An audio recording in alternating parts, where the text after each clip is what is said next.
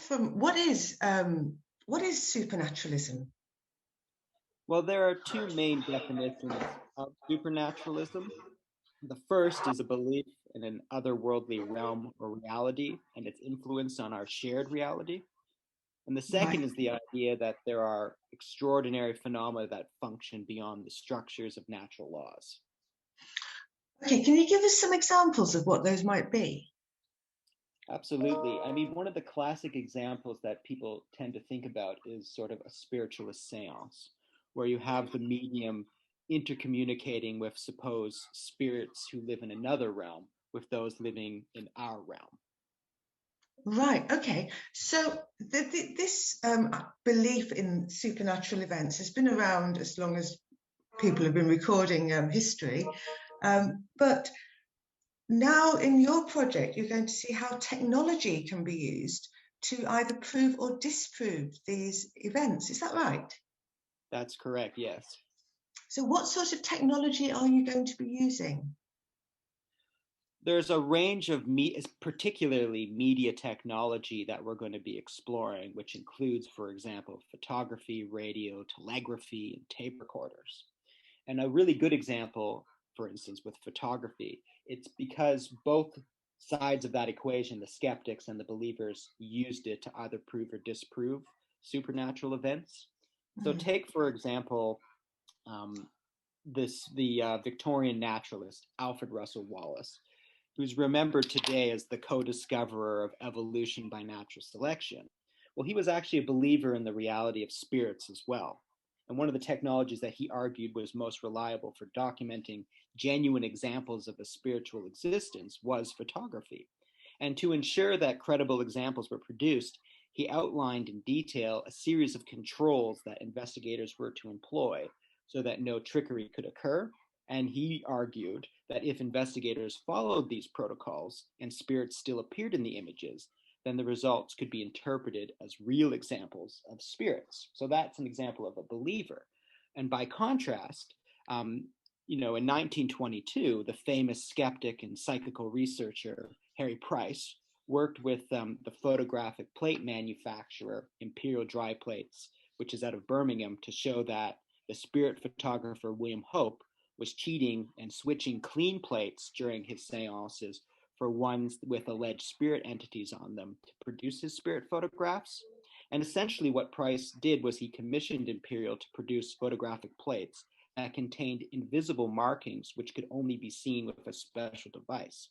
So when Hope returned the alleged spirit photographs to Price and the markings weren't there, he could argue that he cheated. So that's the other side of the coin. Right. And I mean, one of the famous things that relates to Bradford is, of course, the Cottingley fairies. Yeah, that's correct. And of course, the Cottingley Fairy Collection is part of the National Science and Media Museum in Bradford, and is the organization that I am a researcher through.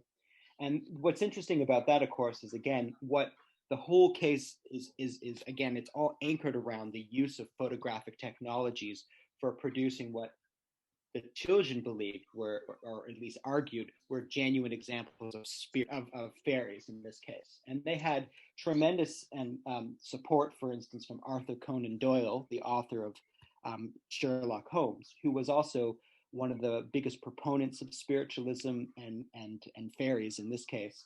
And he wrote a very impassioned case for the credibility of those photographs and documenting genuine fairies. And this was a very high profile case as a result.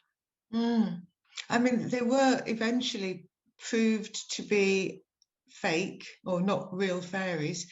I think the talent of those little girls shouldn't be underestimated.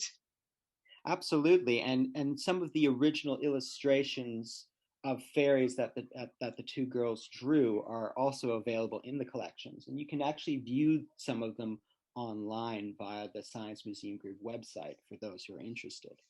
So how far on are you in the project?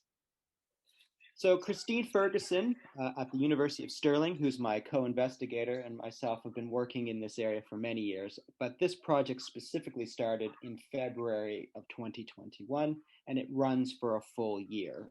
So it will be ending at the end of January 2022.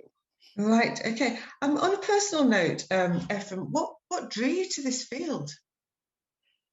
Well, as I say, I've been working in this field for a very long time, and I've done lots of. I'm an anthropologist by training, and I've done a lot of field work over the years, and I've investigated mediumship for a long time, and I've sat in many seances, and I've had lots of discussions with people who believe, and also skeptics who investigate.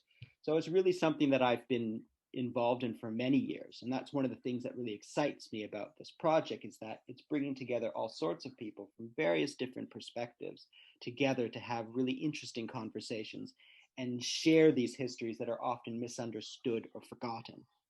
Right. And at the end of the project, will people be able to see your results? Will you be sharing your findings? Everything is going to be available throughout the course of the whole project via our project website, Media of Mediumship project.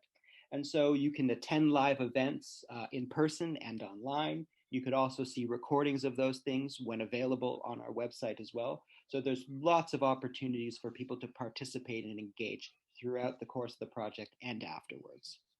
Oh, that's brilliant, because that's one thing about research sometimes is amazing research gets done, but people don't get a chance to share it.